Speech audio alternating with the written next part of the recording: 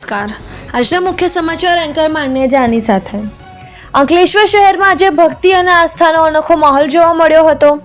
Asian paint ચોકડી પાસે આવેલા પવિત્ર કષ્ટભંજન હનુમાન મંદિરથી મોટી સંખ્યામાં હનુમાન ભક્તો ઝઘડિયા નજીક આવેલા પ્રસિદ્ધ ગુમાનદેવ હનુમાનજી મંદિરના દર્શન માટે પગપાળા નીકળ્યા હતા. હનુમાનજી પ્રત્યેની અતૂટ શ્રદ્ધા અને ભક્તિ સાથે ભક્તોએ આ પગપાળા યાત્રાનો પ્રારંભ કર્યો હતો. વહેલી સવારથી જ કષ્ટભંજન હનુમાન મંદિર ખાતે ભક્તોનો જમાવડો જોવા મળ્યો હતો. જેમ જેમ યાત્રાનો સમય નજીક આવતો તેમ તેમ મોટી સંખ્યામાં ભક્તો જોડાયા ગયા હતા.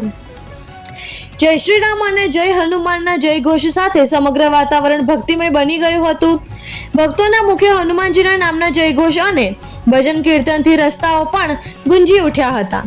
અંકલેશ્વરથી ઝઘડિયા તરફ નીકળેલી આ પગપાળા યાત્રામાં યુવાનો, વડીલો તેમજ મોટી સંખ્યામાં શ્રદ્ધાળુઓ જોડાયા હતા.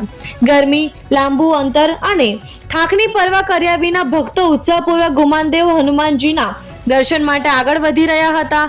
આ યાત્રા માત્ર પગપાળા પ્રવાસ નહીં પરંતુ ભક્તિ, શ્રદ્ધા અને સંકલ્પનું પ્રતીક બની હતી. રસ્તામાં પણ ભક્તોમાં ભારે ઉત્સાહ જોવા મળ્યો હતો અને હનુમાનજીના જયઘોષ સાથે યાત્રા આગળ વધી રહી હતી. ગુમાનદેવ હનુમાનજીના દર્શન કરી જીવનમાં સુખ, શાંતિ, સમૃદ્ધિ અને પરિવારની ખુશહાલી માટે ભક્તો દ્વારા પ્રાર્થના કરવામાં આવશે. હનુમાનજીના આશીર્વાદથી સૌના જીવનમાં સુખ, સમૃદ્ધિ આવે અને સમાજમાં શાંતિ તથા ભાઈચારાની ભાવના જળવાઈ રહે તેવી ભાવના પણ ભક્તોમાં જોવા મળી હતી.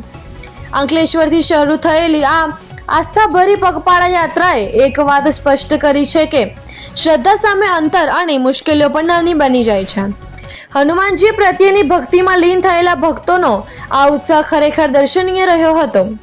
આ રીતે મોટી સંખ્યામાં ભક્તો કષ્ટભંજન હનુમાન મંદિરથી ગુમાનદેવ હનુમાનજીના ધામ તરફ પગપાળા નીકળ્યા હતા અને સમગ્ર યાત્રા દરમિયાન જય શ્રી રામ તથા જય હનુમાનના નામથી ભક્તિમય વાતાવરણ સર્જાયું હતું.